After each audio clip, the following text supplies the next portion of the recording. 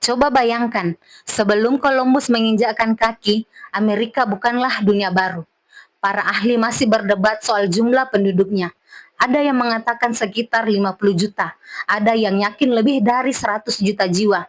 Tapi satu hal yang pasti, benua ini tidak kosong.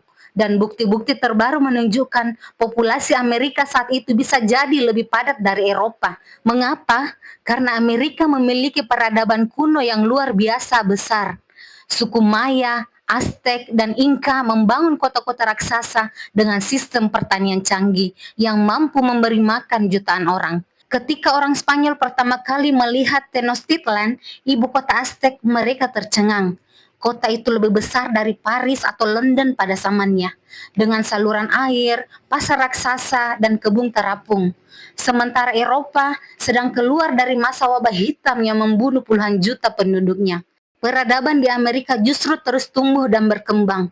Di wilayah yang kini menjadi Amerika Serikat saja, hari ini diakui sekitar 574 suku asli.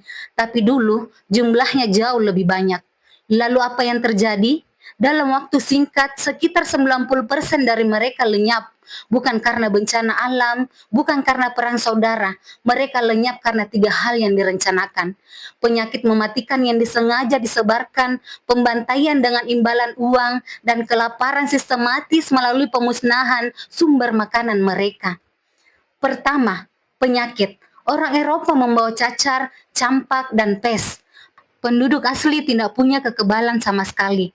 Dalam beberapa dekade, penyakit ini membunuh hingga 9 dari 10 orang. Tapi yang jarang diketahui, ada dokumen sejarah yang menunjukkan bahwa selimut terinfeksi cacar sengaja diberikan kepada suku Indian. Catatan dari perwira Inggris, Lord Jeffrey Amherst, pada tahun 1763 menunjukkan dia memerintahkan pemberian selimut bekas pasien cacar kepada suku Indian yang sedang berunding. Itu adalah senjata biologis pertama dalam sejarah Amerika, dan itu berhasil. Ribuan orang mati tanpa pernah mengangkat senjata. Kedua, pembantaian dengan imbalan uang. Ini bukan sekedar perang. Di California, saat demam emas melanda antara tahun 1850 hingga 1870, pemerintah negara bagian dan milisi swasta secara resmi membayar hadiah untuk kulit kepala dan tengkorak penduduk asli. Angkanya tercatat $5 untuk setiap kulit kepala dan $5 untuk setiap tengkorak. Terkadang dibayar lebih untuk anak-anak. Sebagai perbandingan, upah harian buruh biasa saat itu hanya 25 sen. Jadi, membunuh satu orang Indian sama dengan 20 hari bekerja. Penduduk asli diburu seperti hewan, ribuan orang tewas, dan pemerintah menyebutnya pengendalian hama. Ketiga, kelaparan yang disengaja. Pemerintah Amerika Serikat dan militer dengan sengaja memusnahkan bison.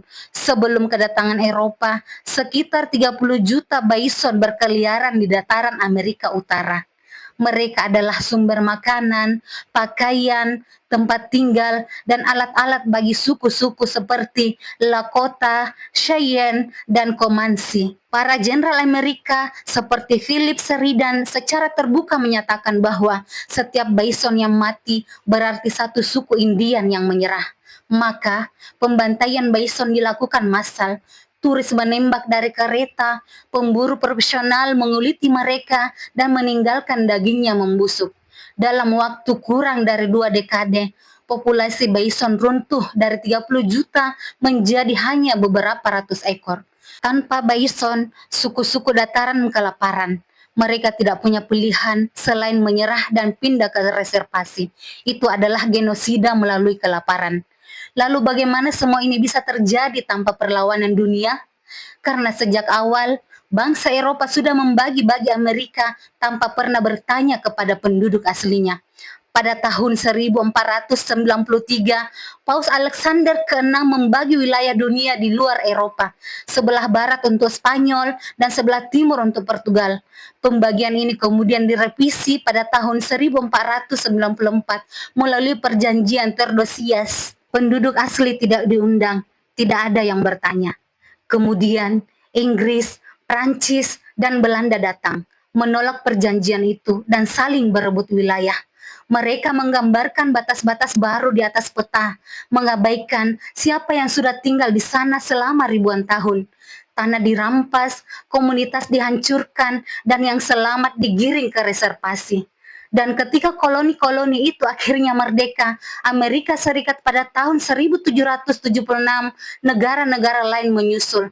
Mereka tidak mengembalikan apapun. Mereka malah melanjutkan kebijakan yang sama, bahkan lebih agresif.